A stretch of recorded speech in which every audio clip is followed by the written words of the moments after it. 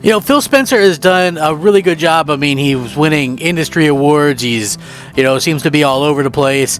And, he likes to kind of keep all eyes on the games and keep everything about the games, which I think is a really cool thing for him to do because, that's what video games are all about. When it comes to like some of these other companies, they always have, seem like somebody else is on the forefront, or they like to talk or hear themselves speak. So it's really nice that Phil's out there kind of letting the games do the talking, and his reaction, and had some pretty interesting announcements that I thought were worthy of doing videos, which pretty cool to see in the long run as well. Like I said, Microsoft is really kind of going out of their way to make things that much better for fans. Look, are things going to always be great or amazing? I doubt it. There's always going to be some kind of problem, some kind of issue. But I think it's always about the reaction and the reactionary situation with these things. So, good for them for going out there and making sure that everybody's happy. And how I know they had a successful show? Because the PlayStation fans are just green with envy. They could not tweet fast enough. They could not get out in front of this thing fast enough. It was like, you're just kind of looking at this and going, wow, bravo, Microsoft. You really, like, what's next?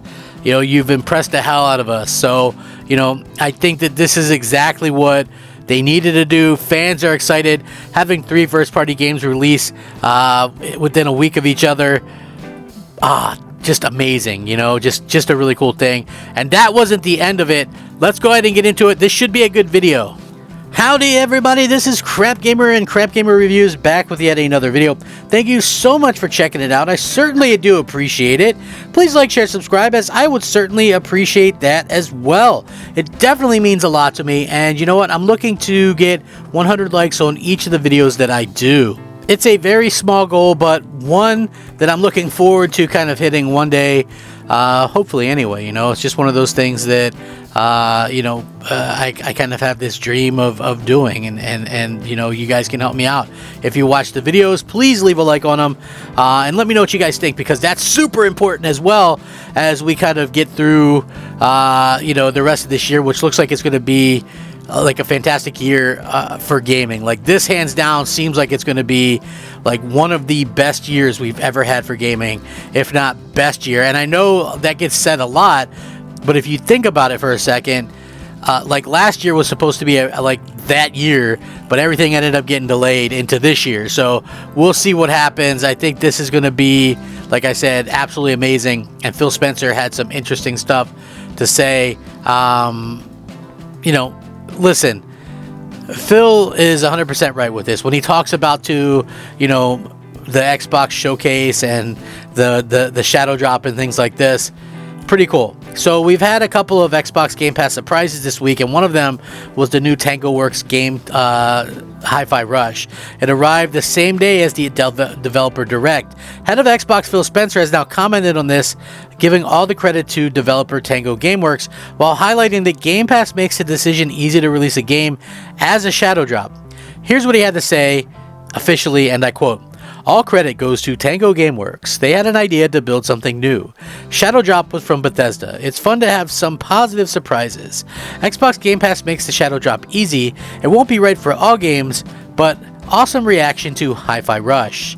As mentioned, Hi-Fi Rush has been getting some amazing reactions from fans so far, with a very positive reaction everywhere that it's out. So, trust me, this is something that is rare to see. The rating on the Steam store as well is incredibly high, and it could become one of the highest rated Xbox Game Studio titles of 2023. Hopefully Microsoft has more of this stuff coming, but as far as I could tell, it's just like, you see a lot of people talk about this stuff and they get really pissed off or whatever. And for me personally, I just think that it's like, listen, if you were a PlayStation fan, or if you are a PlayStation fan and you made fun of Xbox for a lack of first-party games last year, how in the hell do you have the balls to go out there and kind of pretend that Sony has anything close to matching what Microsoft has potentially locked up for this year? It looks like almost 10 games. Now, they're not going to all be 10 big AAA titles, like you're going to have like some other stuff in there as well, but like this game, Hi-Fi Rush, brilliant game, and the whole reason they did this was to show that they can do other things besides horror games, which I think is pretty damn cool, right? Like, you've got to be able to go out there and show your worth a little bit and say, hey, you know what, we can get out there and make these games that people don't expect us to make. And that's really what they were able to kind of go out there and accomplish and pull off, and that's what they need to continue to do. They need to keep having fans just be really, really stoked by what they're doing. And to me, that is exactly what we're going to continue to see Microsoft do. They're going to go out there and they're going to be they're going to be able to continue to show gamers why they should pick Xbox in the first place. And I think it's a pretty easy decision now when you look at all the stuff that they're offering. They're doing showcases, they're interacting with fans, and listen, and I've stated this numerous times too, like, why are so many PlayStation fans just so complacent with raised prices on their console and their games? A super expensive VR attachment that's not backwards compatible with any VR1 games. A focus on games as a service games when Sony is known for single player games. Like, why would you have so many games as a service games coming out? Those rarely hit. Even Halo wasn't necessarily a hit, right? So why shift focus away from what you do best to chase trends? It's always kind of a dangerous thing to do. But hey, Sony's gonna Sony, right? Nine remaster, remakes, or whatever you want to call them. So it's just kind of crazy to me to think that everybody is kind of looking at this stuff and going, us as gamers, we've got a lot to say when it comes to these things. Like we can decide what we want. We speak with our wallet. People don't want to buy something like Forspoken because it's bad or what have you. I think that's perfectly fine. We don't want to go out there and spend hard-earned money on crap. So when Microsoft is offering extreme value like this, it makes it all the easier and all the better to go out there and kind of get everybody excited about the brand again. So yeah, like, I'm extremely excited about that, and I can't wait to see what Microsoft has up their sleeves.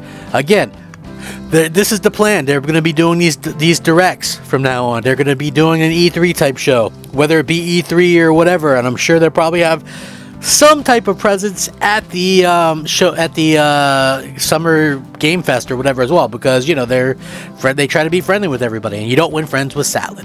Anyway,